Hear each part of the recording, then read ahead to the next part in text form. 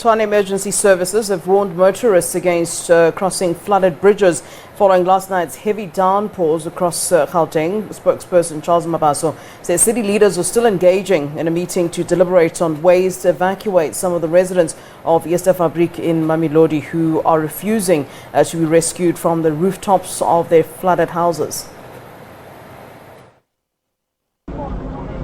We are in Eerstefabriek in Mamelodi, where people who are residing along the Moretele River are experiencing floods due to the raging downpours. And we actually understand that so far there are no incidents of drowning that have been reported. But to hear more on this, I am with Tshwane Emergency Services spokesperson Charles Mabaso. Ntate Mabaso, can you just give us a picture of what the situation looks like to this far? Thank you. Now around Mamelodi, the situation is that we still have some people that refuse to be evacuated. Some are on the rooftops, and yet there are some community members that do not agree to being evacuated to temporary shelters. We have Tshwane bus services buses ready to evacuate them to temporary shelters since their houses have been affected by the flooding. And then we also have got Gauteng EMS buses that are on scene to assist with the evacuation to temporary shelters. However, the views are differing from within the communities. Some are indicating that they might agree to evacuation once the water has subsided and they are able to fetch their belongings, which they are concerned to leave. And then some are indicating that they would rather prefer tents to be pitched around here or occupy a building, a court building that is around here. But within that space, we have got community leaders involving and engaging on that subject matter.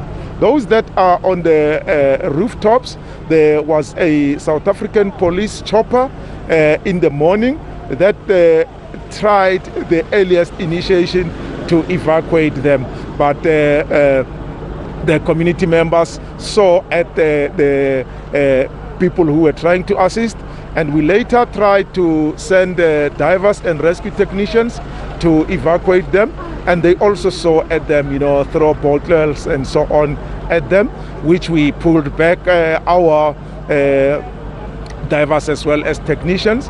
But once the leaders have engaged those people, us from the emergency services side, we will then send our people in to be able to assist with the evacuation. And like you said in your opening statement, there has not been any injury that has been reported so far.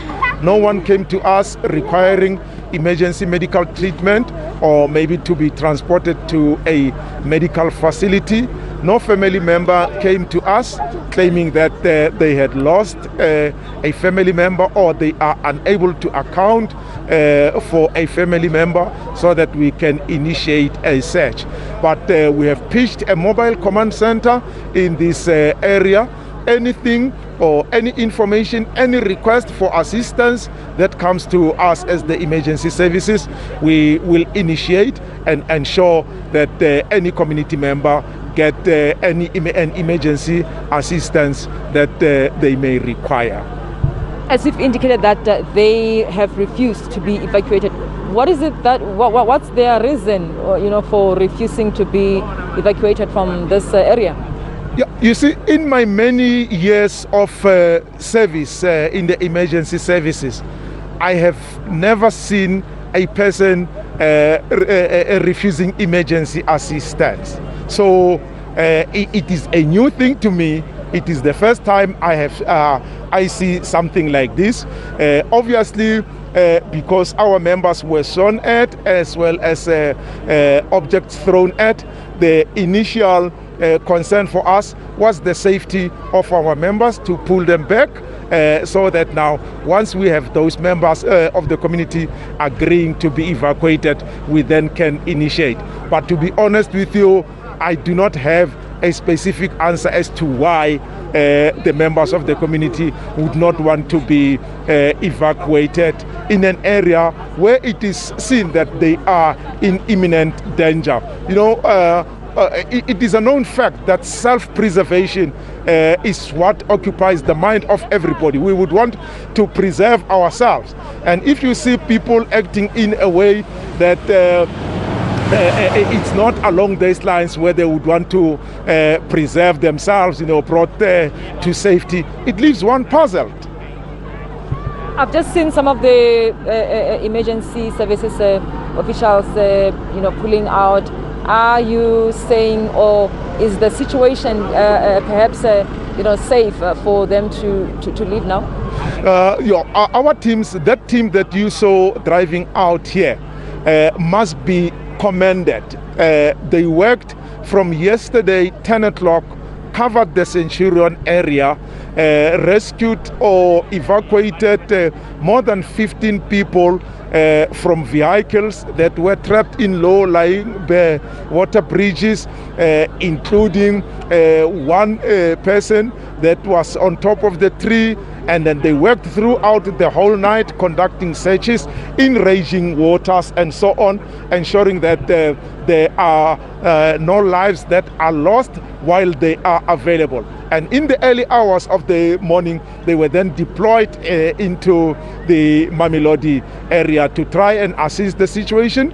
Now we have given them time to take a break, but we've got standby teams that are available so that once the community leaders have fully engaged with the members that need to be evacuated now, then we can activate them to to go and intervene in the situation.